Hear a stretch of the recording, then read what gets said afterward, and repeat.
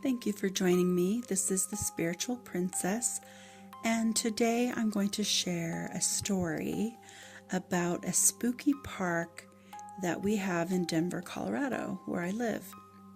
Actually, I live about an hour outside of Denver, but I have gone to this spooky park with paranormal researchers and other groups of people who wanted to investigate. This is called Cheesman Park, and it's in the heart of downtown Denver, and it has a really creepy past because it used to be the old Mount Prospect Cemetery, and not all the bodies were actually moved. So if you think back about the movie Poltergeist, you built the homes, but you didn't move the bodies. Okay, so apparently in this Cheesman Park, it was an old cemetery back in the 1800s, and there was a man hired who was paid per coffin, so he chopped up remains to fit more than one body into child-sized boxes. Some coffins were looted, many bodies were never moved at all, and locals will say this disrespect of these bodies stirred up a lot of ghostly encounters. And a lot of people who live in Denver don't even know that this park used to be a cemetery.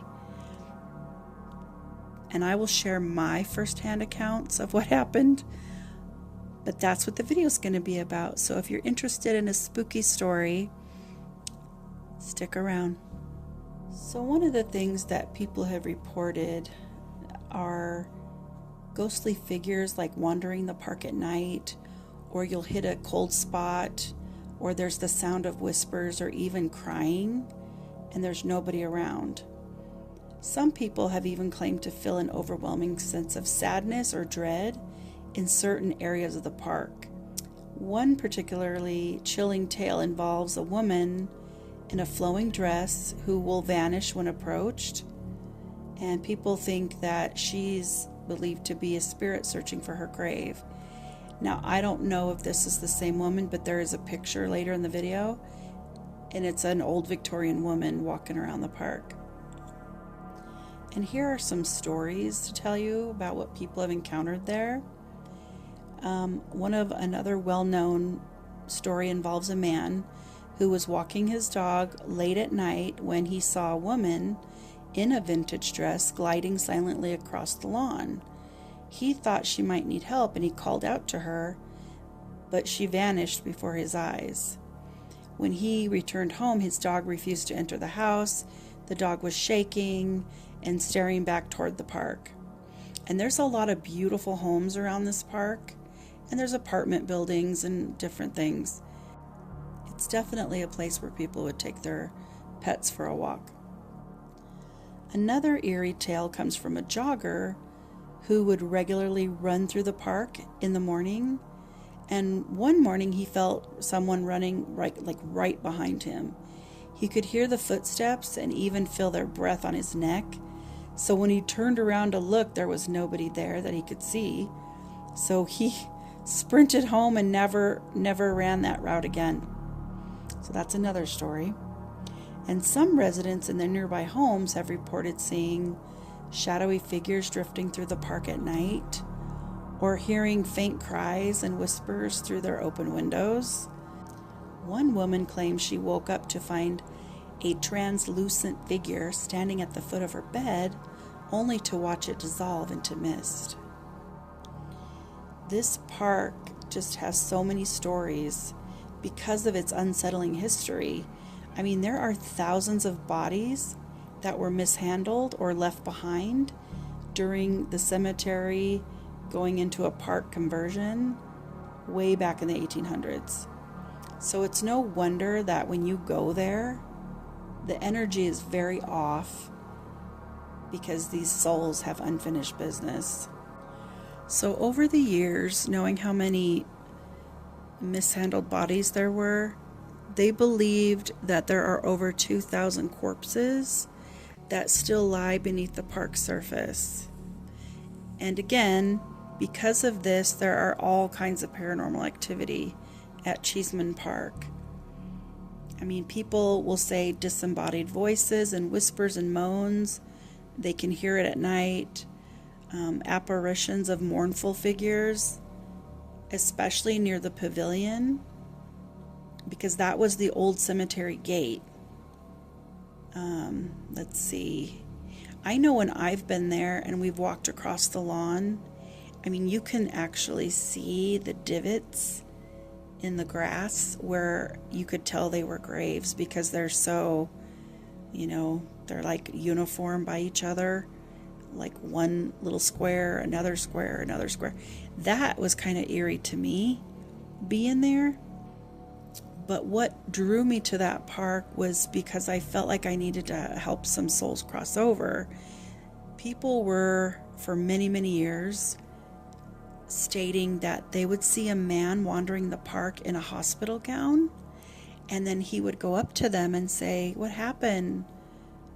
What happened to me? Where am I?" And he would be really confused, and people would get real freaked out because he was an earthbound spirit, so he was pretty darn solid. Another chilling tale involves a woman who claimed to see a ghostly figure lying beside her on the grass, and it vanished when she screamed. So, again, in the park, it's one of the most haunted places in Colorado. So when we've been out there with a group of people, we will oftentimes just start taking photos around the park because you just never know what you're going to find. Like this photo, we took it in the hush of the night, and it revealed in the distance a silhouette of what appears to be like a Victorian era woman draped in a white blouse, and she has like a flowing black skirt, and she's just kind of lingering.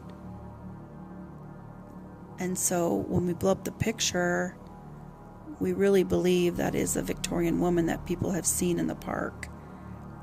We don't know what she's doing walking through what used to be a graveyard, but maybe that's the person that people say is looking for her grave.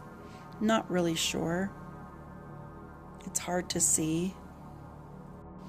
Another really odd thing that people have caught with their camera, if you walk around at night just snapping pictures, is you will see a headstone that's aged and kind of tilted. It materializes, but you can't see it with the naked eye. You can only see it if you've taken a picture. And that's what we believe we caught in this picture here.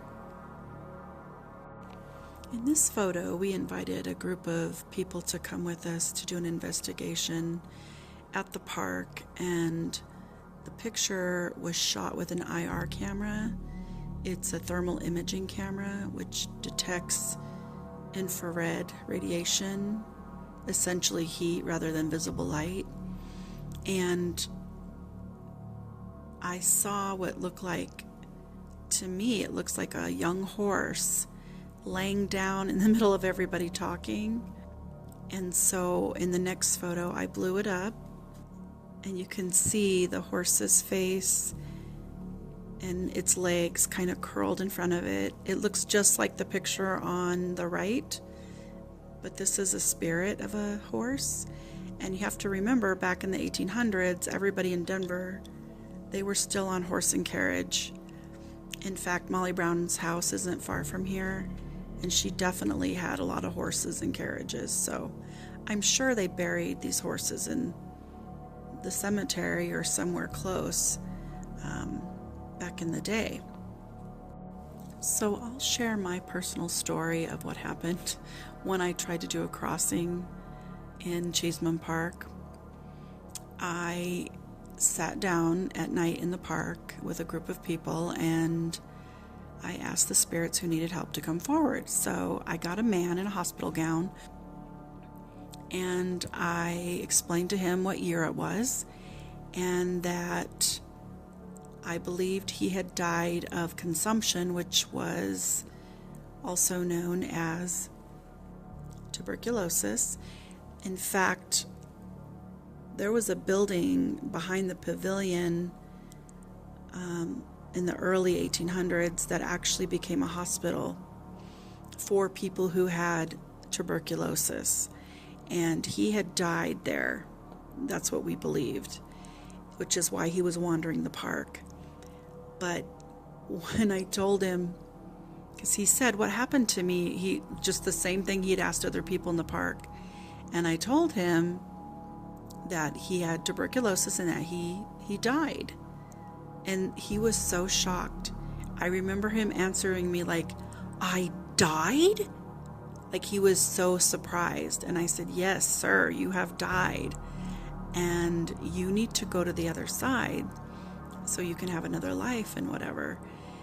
But, oh, he was shocked. So then this nurse walks up in spirit and says, I have been trying to tell him this for a very long time, and he would not listen to her. So this nurse in spirit was following him around, trying to get him to cross over, and he wouldn't listen to her at all. So when I told him, he was very shocked, and he was extremely shocked at what year it was. And anyway, long story short, I did get him to cross over with the nurse who helped him along the way. But that was my personal story about being there, besides getting all these other weird pictures. I think the creepiest thing for me, like I said before, was walking around on the grass. You walk into the divots like that were, you could tell bodies were in there. That was the creepiest thing for me. Just knowing that there's still bones and bodies that are resurfacing all the time. Ugh, it just, yuck. But it's a nice park from the outside. If you don't live here in Denver and you don't know what it is, you're gonna be in for a treat. So I hope you enjoyed my story on Cheesman Park. If you ever get out this way and you like ghost hunting, I encourage you to go and visit. See what you find. And share it with me, please. I would love that. Have a great day or night. Love and light.